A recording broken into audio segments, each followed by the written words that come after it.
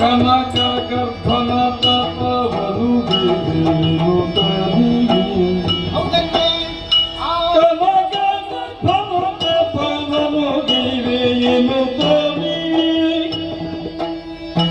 ಕೊನಕಾಗಿ ನಡಿತಂದು ನಡಿತಂದು ನಡೆತಂದು ಮರದಿಯೋ ಕೊನಕಾಗಿ ನಡಿತಂದು ಮನದಿಯೋ ಚಿತ್ತಿತನು ಯೋಚಿಸಿ ಜಲನಿಯ ಜಿಯಲಿ ಮೊಲಿನಿಯೋ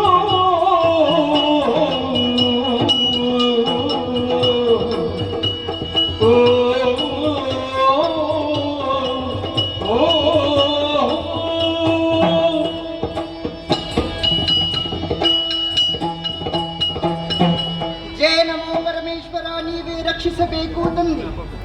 ಪಾತಾಳ ದೇವಿಯ ಲಲಾಟ ಲಲಾಮದಂತೆ ಶಸ್ಯ ಶ್ಯಾಮಲೆಯಾಗಿ ಕಂಗೊಳಿಸುತ್ತಿರುವಂತಹ ನವವಧುವಿನ ಹನೆಯ ಸಿಂಧೂರದಂತೆ ರಂಜಿಸುತ್ತಾ ಇದೆ ಈ ನಮ್ಮ ಶೋಣಿತಾಪುರ. ಇಲ್ಲಿಯ ಸಾಮ್ರಾಜ್ಞಿಯಾಗಿ ಅಸುರ ಕುಲಕ್ಕೆ ಮಾತೆ ಎನ್ನವೆಯಾದಂತಹ ದಿವೀದೇವಿ ರಾರಾಜಿಸುತ್ತಾ ಇದ್ದಾರೆ. ಆದರೆ ಏನು ಮಾಡೋಣ?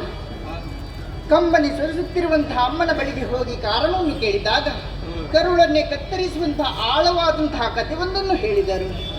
ಹಿಂದೆ ನನಗೆ ಎಷ್ಟು ಅಗ್ರಜರು ಇದ್ದರಂತೆ. ಅಮರಾವತಿಯನ್ನು ಪಡೆಯುವುದಕ್ಕೆ ಬೇಕಾಗಿ ಸ್ವರ್ಗಲೋಕಕ್ಕೆ ಮುತ್ತಿಗೆಯನ್ನು ಹಾಕಿದರು. ಆದರೆ ಏನು ಪ್ರಯೋಜನ ಆಗಲಿಲ್ಲ. ಸ್ವರ್ಗಲೋಕಕ್ಕೆ ಹೋದವರು ಯಾರು ಮರಳಿ ಬರಲಿಲ್ಲ. ಪುತ್ರ ಶೋಕ ನನ್ನ ತಾಯಿಗೆ ನಿರಂತರವಾಯಿತು. ಹಾಗಾಗಿ ದೈತ್ಯ ಕುಲದ ಉದ್ಧಾರಕ್ಕಾಗಿ ಈ ಮಾಲಿನಿಂದ ಏನಾಗಬೇಕು ಎಂಬುದಾಗಿ ಆಡಿದಾಗ ಅಮ್ಮ ಹೇಳಿದ್ದೇನೆ, ಮಗಳೇ, ನೇರವಾಗಿ ಘೋರವಾದಂತಹ ಕಾಂತಾರವನ್ನು ಸೇರಿಕೊಳ್ಳಬೇಕು. ಆ ವಿಧಿಯ ಕುರಿತಾಗಿ ತಪಸ್ಸನ್ನು ಆಚರಿಸಬೇಕು. ಒಳಿದು ಬಂದಂತಹ ವಿಧಾತನಲ್ಲಿ ತ್ರಿಭುವನದಲ್ಲಿ ವಿಭುವಾಗಿ ಜನಿಸುವಂತಹ ಪುತ್ರರತ್ನನ್ನು ನಿನ್ನ ಉದರದಿಂದಲೇ ನೀನು ಪಡೆದುಕೊಂಡು ಬರಬೇಕು ಎಂಬುದಾಗಿ, ಅದಕ್ಕಾಗಿ ಜನನಿಯ ಆಜ್ಞೆಯಂತೆ ಬಂದು ಸೇರಿದ್ದೇನೆ.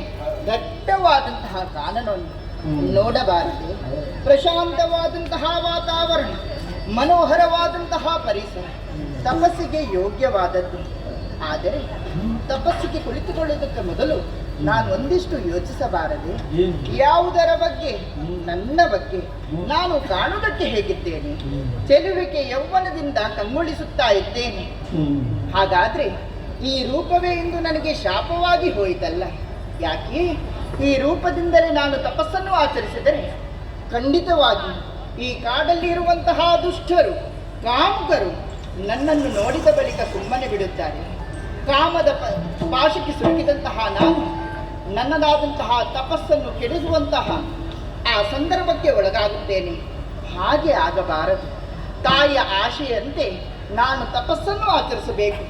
ಇಲ್ಲಿ ಇರುವವರು ಈ ವಿಚಾರವನ್ನು ಯೋಚಿಸುವುದೇ? ಅಷ್ಟು ಮಾತ್ರ ಅಲ್ಲ, ದೇವತೆಗಳು ಇದ್ದಾರೆ. ನನ್ನ ತಪಸ್ಸನ್ನು ಕೆಡಿಸುವುದಕ್ಕೆ ಏನಾದರೂ ವಂಚನೆಯನ್ನು ಮಾಡಬಹುದು. ಎಲ್ಲರನ್ನು ವಂಚಿಸುತ್ತಾ ತಪಸ್ಸನ್ನು ಆಚರಿಸಬೇಕು. ಹಾಗಾದ್ರೆ ರೂಪವನ್ನು ಮರೆಮಾಚಬೇಕು.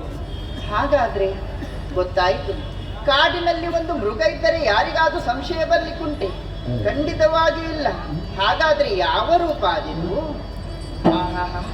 ಸಾಮಾನ್ಯ ಮೃಗ ಪಕ್ಷಿಗಳಿಗೆ ಕಂಟಕವು ಬರುತ್ತದೆ. ಆದರೆ ಈ ಮಾಲಿನಿಗೆ ರೂಪವನ್ನು ಧರಿಸಿದ ಕಂಟಕ ಬರಬಾರದು. ಹಾಗಾಗಿ ಯೋಚನೆ ಮಾಡುವಾಗ ಗೊತ್ತಾಯಿತು, ಕಾಣುತ್ತಾ ಇದೆಯಲ್ಲ ಮಹಿಷಿಗಳ ಹಿಂಡು, ಅದರ ತಂಟೆಗೆ ಯಾರು ಬರುವುದಿಲ್ಲ, ಅದು ಕೂಡ ಯಾರ ತಂಟೆಗೂ ಹೋಗುವುದಿಲ್ಲ. ಹಾಗಾದ್ರೆ ಇದುವೇ ಸೂಕ್ತವಾದಂತಹ ರೂಪ.